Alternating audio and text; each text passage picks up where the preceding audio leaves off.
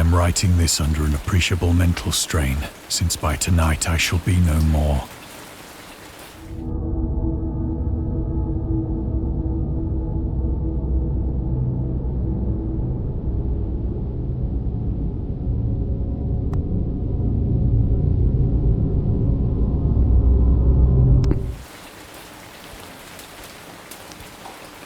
Penniless, and at the end of my supply of the drug which alone makes life endurable, I can bear the torture no longer, and shall cast myself from this garret window into the squalid street below. Do not think from my slavery to morphine that I am a weakling or a degenerate. When you have read these hastily scrawled pages, you may guess, though never fully realize, why it is that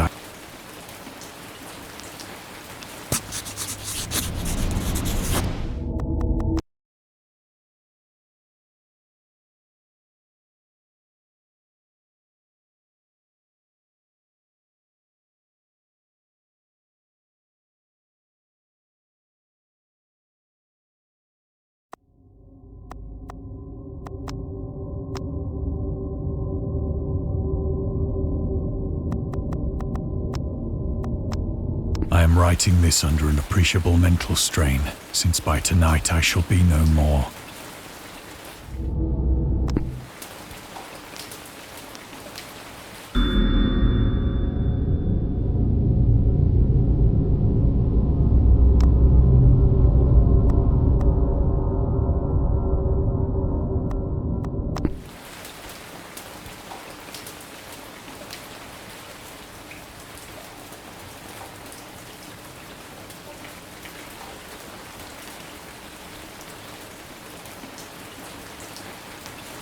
Penniless, and at the end of my supply of the drug which alone makes life endurable, I can bear the torture no longer, and shall cast myself from this garret window into the squalid street below. Do not think from my slavery to morphine that I am a weakling or a degenerate. When you have read these hastily scrawled pages, you may guess, though never fully realize, why it is that I must have forgetfulness or death.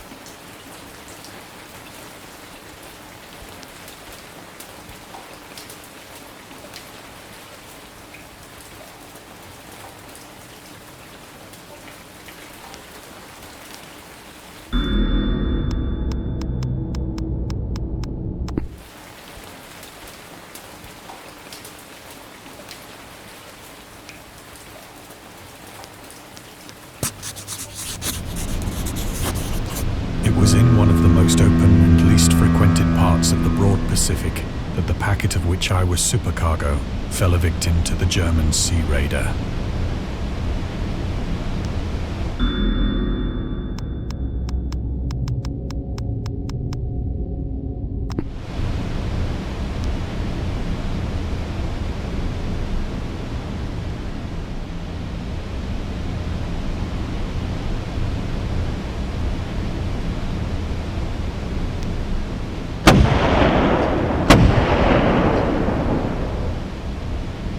The Great War was then at its very beginning, and the ocean forces of the Hun had not completely sunk to their later degradation, so that our vessel was made a legitimate prize, whilst we of her crew were treated with all the fairness and consideration due us as naval prisoners.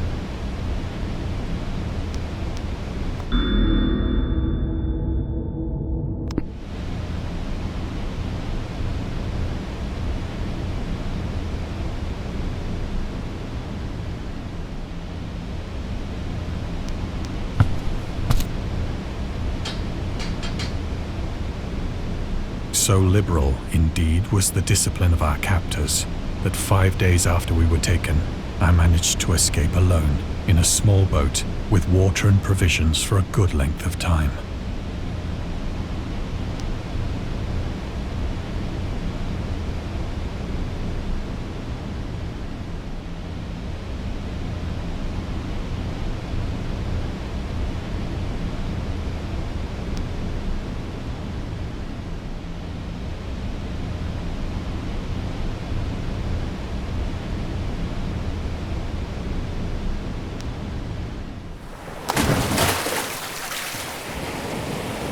finally found myself adrift and free, I had but little idea of my surroundings. Never a competent navigator, I could only guess vaguely by the sun and stars that I was somewhat south of the equator. Of the longitude, I knew nothing, and no island or coastline was in sight.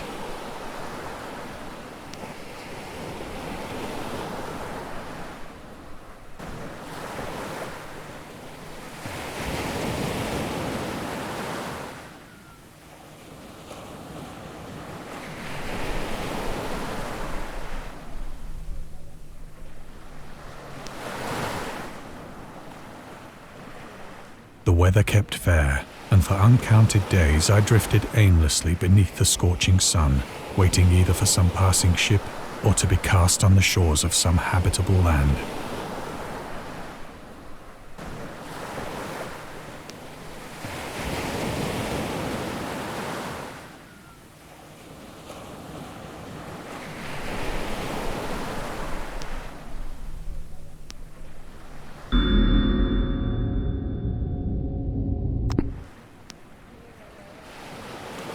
But neither ship nor land appeared, and I began to despair in my solitude upon the heaving vastness of unbroken blue.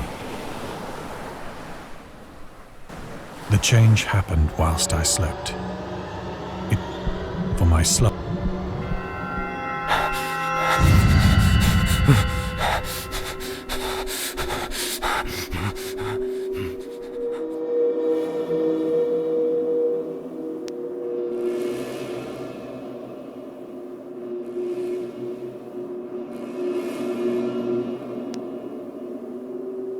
When at last I awoke, it was to discover myself half sucked into a slimy expanse of hellish black mire, which extended about me in monotonous undulations as far as I could see, and in which my boat lay grounded some distance away.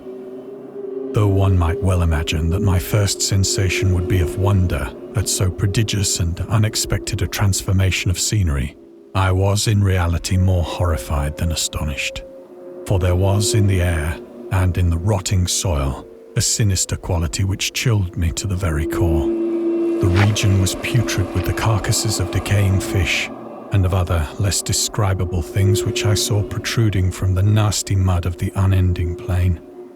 Perhaps I should not hope to convey in mere words the unutterable hideousness that can dwell in absolute silence and barren immensity.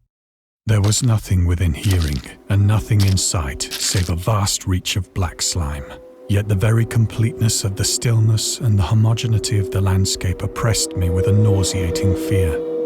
The sun was blazing down from a sky which seemed to me almost black in its cloudless cruelty, as though reflecting the inky marsh beneath my feet.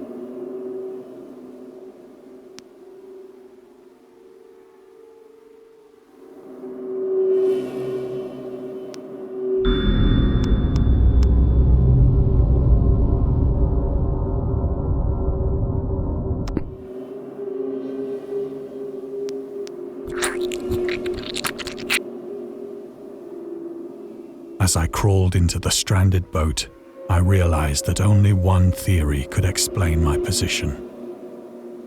Through some unprecedented volcanic upheaval, a portion of the ocean floor must have been thrown to the surface, exposing regions for which innumerable millions of years had lain hidden under unfathomable watery depths.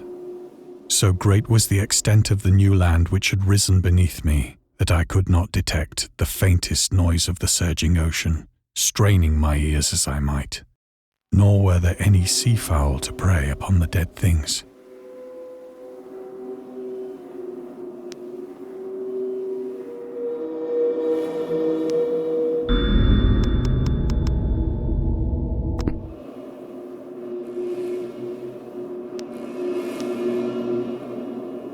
For several hours I sat thinking or brooding in the boat, which lay upon its side and afforded a slight shade as the sun moved across the heavens.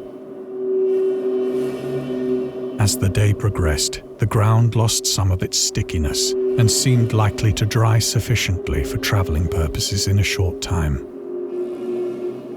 That night I slept but little, and the next day I made for myself a pack containing food and water, preparatory to an overland journey in search of the vanished sea and possible rescue.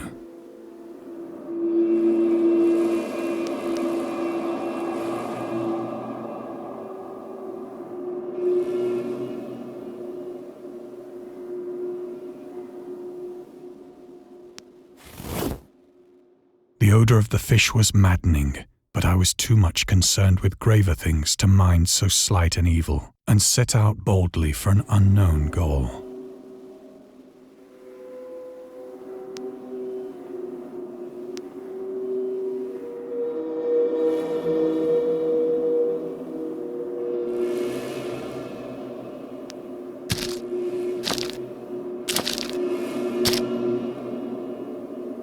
All day I forged steadily westward, guided by a faraway hummock which rose higher than any other elevation on the rolling desert.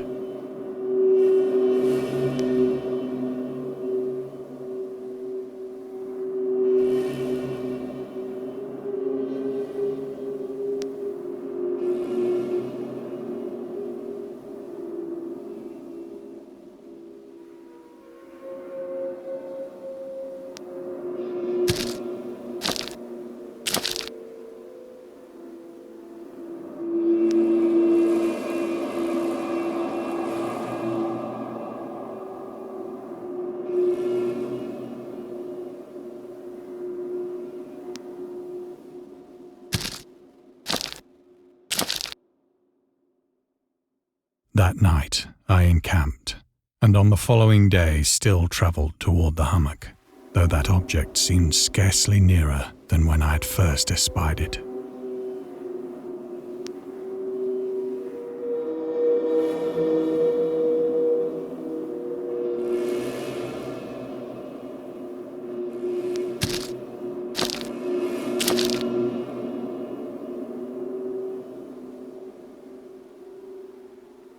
By the fourth evening, I attained the base of the mound, which turned out to be much higher than it had appeared from a distance, an intervening valley setting it out in sharper relief from the general surface. Too weary to ascend, I slept in the shadow of the hill. I know not why my dreams were so wild that night, but ere the waning and fantastically gibbous moon had risen far above the eastern plain, I was awake in a cold perspiration, determined to sleep no more. Such visions as I had experienced were too much for me to endure again, and in the glow of the moon I saw how unwise I had been to travel by day. Without the glare of the parching sun, my journey would have cost me less energy. Indeed, I now felt quite able to perform the ascent which had deterred me at sunset. Picking up my pack, I started for the crest of the eminence.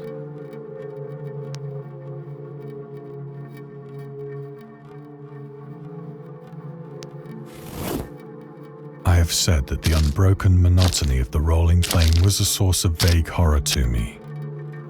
But I think my horror was greater when I gained the summit of the mound and looked down the other side into an immeasurable pit or canyon, whose black recesses the moon had not yet soared high enough to illumine. I felt myself on the edge of the world, peering over the rim into a fathomless chaos of eternal night. Through my terror ran curious reminiscences of Paradise Lost and of Satan's hideous climb through the unfashioned realms of darkness. As the moon climbed higher in the sky, I began to see that the slopes of the valley were not quite so perpendicular as I had imagined.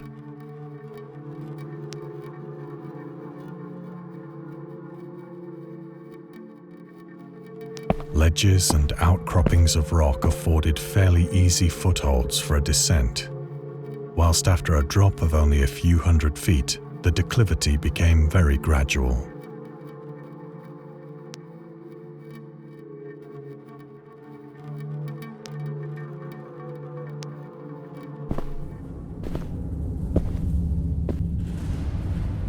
Urged on by an impulse which I cannot definitely analyze, I scrambled with difficulty down the rocks and stood on the gentler slope beneath, gazing into the Stygian deeps, where no light had yet penetrated.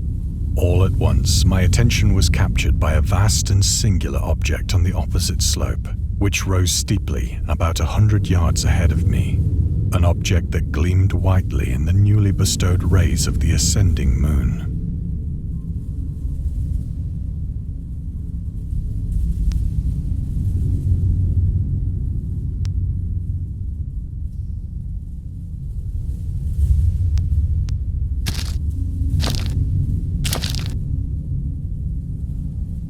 That it was merely a gigantic piece of stone, I soon assured myself. But I was conscious of a distinct impression that its contour and position were not altogether the work of nature.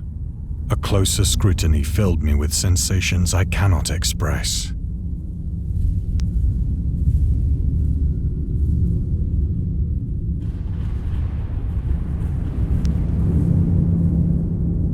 For despite its enormous magnitude and its position in an abyss which had yawned at the bottom of the sea since the world was young, I perceived beyond a doubt that the strange object was a well-shaped monolith, whose massive bulk had known the workmanship and perhaps the worship of living and thinking creatures. Dazed and frightened, yet not without a certain thrill of the scientist's or archaeologist's delight, I examined my surroundings more closely.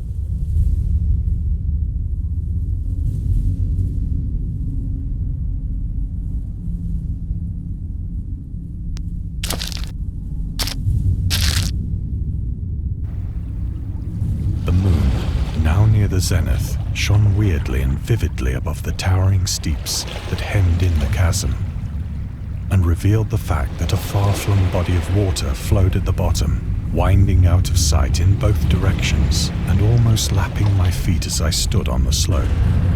Across the chasm, the wavelets washed the base of the cyclopean monolith, on whose surface I could now trace both inscriptions and crude sculptures.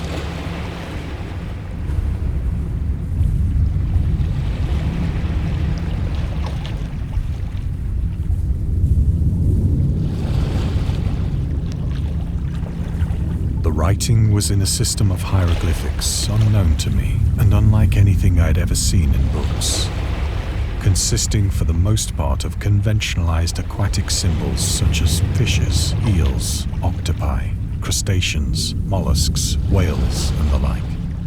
Several characters obviously represented marine things which are unknown to the modern world, but whose decomposing forms I had observed on the ocean-risen plain.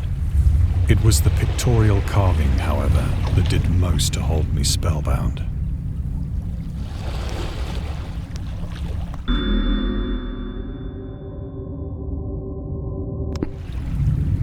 Plainly visible across the intervening water, on account of their enormous size, were an array of bas-reliefs whose subjects would have excited the envy of a Doré. I think that these things were supposed to depict men, at least a certain sort of men, though the creatures were shown disporting like fishes in the waters of some marine grotto, or paying homage at some monolithic shrine which appeared to be under the waves as well. Of their faces and forms I dare not speak in detail, for the mere remembrance makes me grow faint, grotesque beyond the imagination of a Poe or a Bulwer.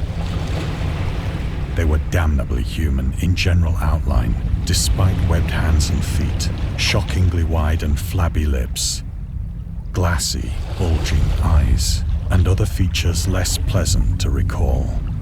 Curiously enough, they seemed to have been chiseled badly out of proportion with their scenic background, for one of the creatures was shown in the act of killing a whale, represented as but little larger than himself. I remarked, as I say, their grotesqueness and strange size, but in a moment decided that they were merely the imaginary gods of some primitive fishing or seafaring tribe. Some tribe whose last descendant had perished eras before the first ancestor of the Piltdown or Neanderthal man was born.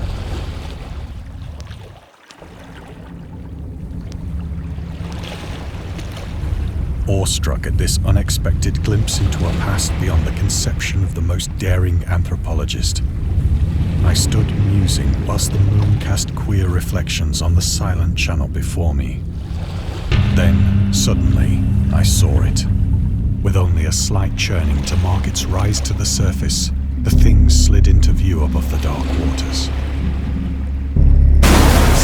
Polyphemus-like and loathsome, it darted like a stupendous monster of nightmares to the monolith, about which it flung its gigantic scaly arms, the while it bowed its hideous head and gave vent to certain measured sounds.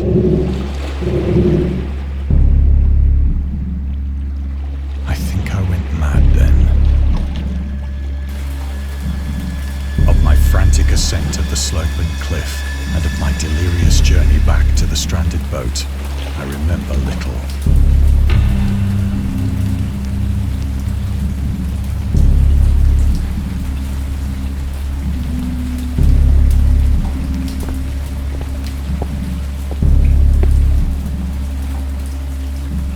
I believe I sang a great deal and laughed oddly when I was unable to sing.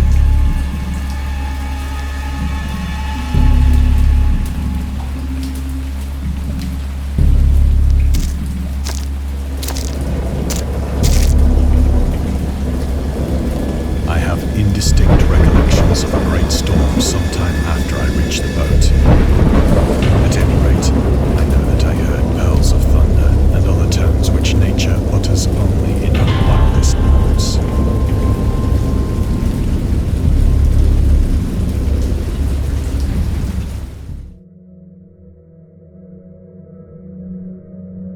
When I came out of the shadows, I was in a San Francisco hospital, brought thither by the captain of the American ship which had picked up my boat in mid-ocean.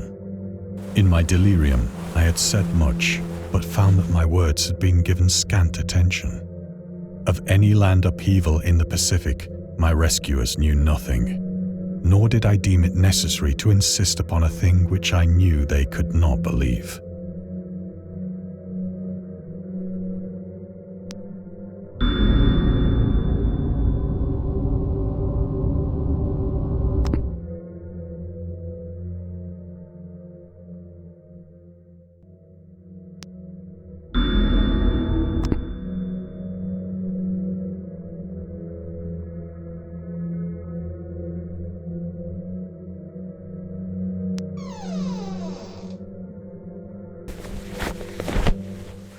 Once I sought out a celebrated ethnologist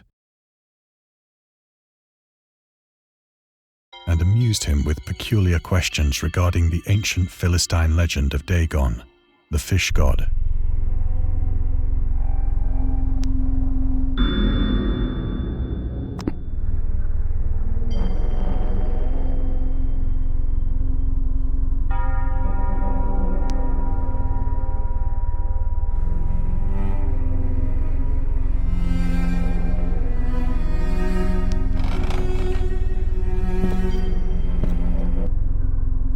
But soon perceiving that he was hopelessly conventional, I did not press my inquiries.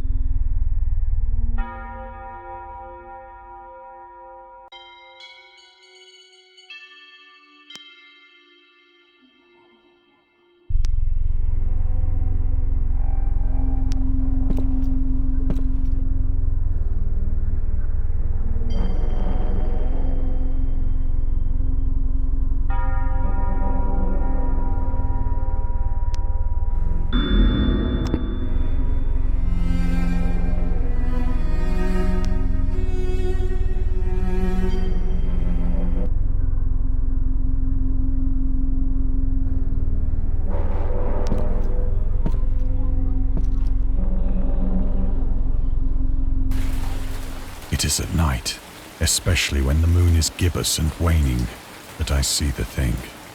I tried morphine, but the drug has given only transient surcease and has drawn me into its clutches as a hopeless slave. So now I am to end it all, having written a full account for the information or the contemptuous amusement of my fellow men.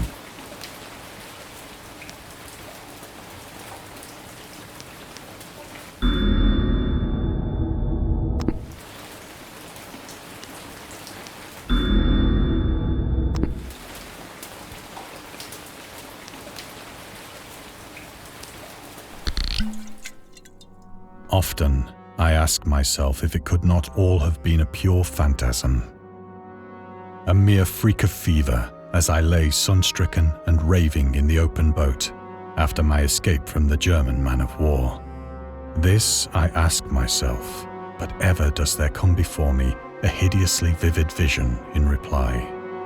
I cannot think of the deep sea without shuddering at the nameless things that may at this very moment be crawling and floundering on its slimy bed, worshipping their ancient stone idols and carving their own detestable likenesses on submarine obelisks of water-soaked granite. I dream of a day when they may rise above the billows to drag down into their reeking talons the remnants of puny, war-exhausted mankind. Of a day when the land shall sink and the dark ocean shall ascend amidst universal pandemonium.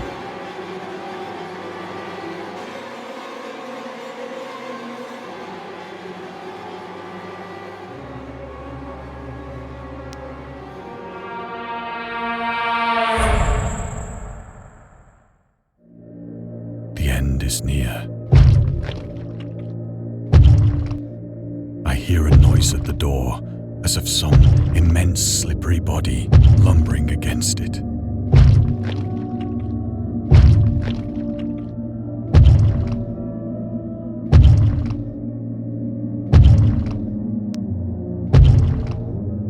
It shall not find me.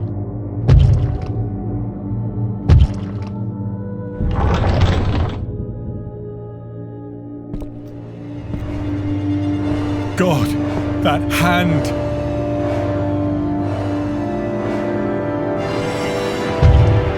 The window! The window!